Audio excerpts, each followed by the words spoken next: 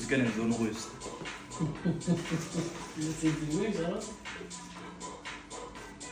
Hanga moslab beraymi?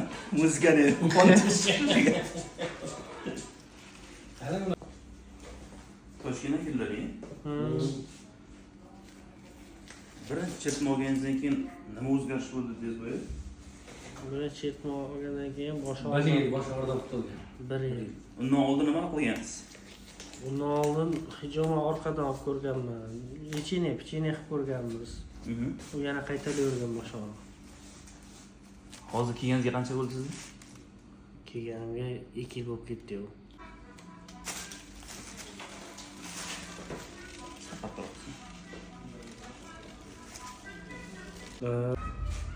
Yaxshimisiz?